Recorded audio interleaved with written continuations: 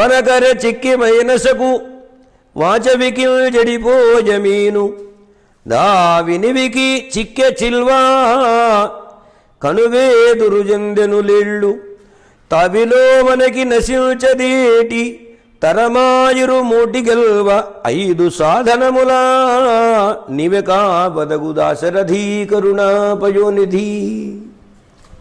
మానవునకు కర్మేంద్రియములు జ్ఞానేంద్రియములు అని 5, 5, 10 ఉంటాయి. కర్మేంద్రియములంటే వాక్ పాడి పాద పాయు ఉపస్థం. జ్ఞానేంద్రియములంటే త్వక్ చక్షు శ్రోత్ర జిహ్వా ఘ్రాణములు. దీనినే శంకరాచార్య స్వామి వారు అంటారు, కురంగ మాతంగ పతంగ భృంగ మీనాహత పంచభిరేవ పంచ. కురంగం అంటే లేడి. ఆ లేడి శబ్దమాత్రం చేత ఆకర్షితమైనటువంటిది. ఆ జాతి నశిస్తున్నది, వేటగాళ్ల పాలైపోతున్నది. మాతంగం అంటే ఏనుగ. ఈ చర్మగతమైనటువంటి స్పర్శానందాన్ని కోరుకుని ఏనుగల గుంపులో పడి అది గోతిలో పడిపోయి స్వాతంత్ర్యాన్ని కోల్పోతున్నది. పతంగం అంటే మిడత రూపభ్రాంతితోటి నిప్పు చుట్టూరా తిరిగి తిరిగి ఆ నిప్పులోనే పడి చచ్చిపోతున్నది. భృంగం అంటే తుమ్మెద ఆ మకరందాన్ని తాగడానికి వెళ్ళి పుష్పంలో వాలి పువ్వు ముడుచుకోగానే లోపల పడిపోయి చచ్చిపోతున్నది.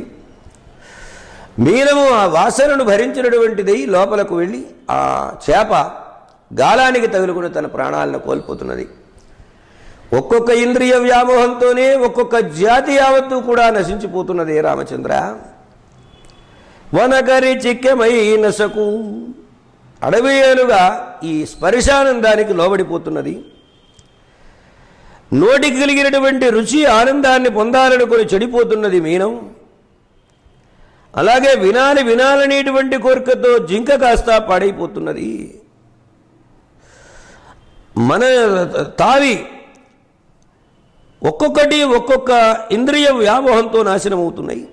ఇరుమూటిని అంటే ఇరు అంటే 2, మూటి అంటే 3. ఈ 5 ఇంద్రియాలను గెలవడం అనేటువంటిది 5 సాధనముల ద్వారా సాధ్యమవుతుందా? నీవే రక్షించాలి. ఆ సాధనాలన్నీ నేను ఎక్కడ తిప్పలబడేదయ్యా? ఇంద్రియజయాన్ని నీవే కలిగించాలి స్వా రామచంద్ర అని ప్రార్థన చేస్తున్నారు గోపన్న గారు. వనకరి చిక్కెమైనసకు వాచవికి జడిపోయమీను తా వినివికి జిక్కె జిల్వ కనువేదురు జందెను లేళ్ళు తవిలో మనకి నశించదేటి తరమాయిరుమూటిని గెల్వ 5 సాధనముల నీవే కావదగు దాశరథీ కరుణాపయోనిధి.